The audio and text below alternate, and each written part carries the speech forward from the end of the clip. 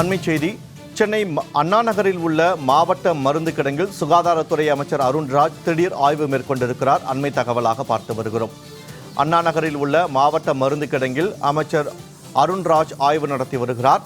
அரசு மருந்து கிடங்கில் மருந்துகள் கையிருப்பு குறித்து ஆய்வு நடத்தி விவரங்களை கேட்டறிந்திருக்கிறார் அமைச்சர் அருண்ராஜ். அது தொடர்பான அண்மைச் செய்தியை பார்த்து வருகிறோம்.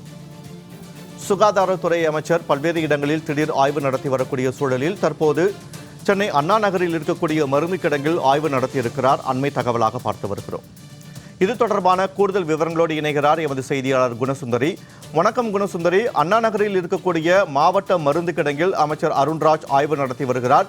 இந்த ஆய்வின் போது யாரெல்லாம் உடன் இருந்தனர், அது தொடர்பான முழு விவரங்களை பதிவு செய்யுங்கள். வணக்கம் வினோத்.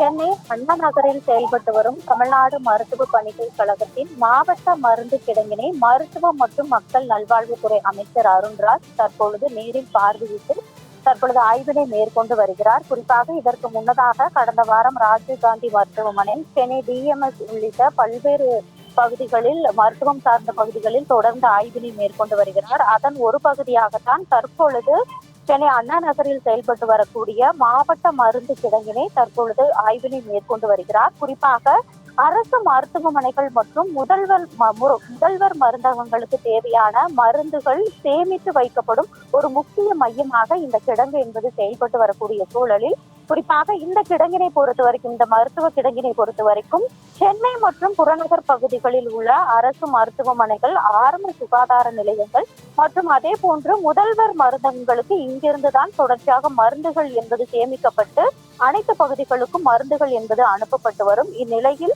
மருந்துகளின் கையிருப்பு எவ்வளவு இருக்கிறது, விநியோக நடவடிக்கைகள், நோயாளிகளுக்கு தேவையான அத்தியாவசிய மருந்துகளின் இருப்பு, காலாவதி மருந்துகள் பராமரிப்பு உள்ளிட்ட அம்சங்கள் குறித்து தற்பொழுது அமைச்சர் அருண்ராஜ் அதிகாரிகளிடம் விரைவாக கேட்டறிந்து வருகிறார்.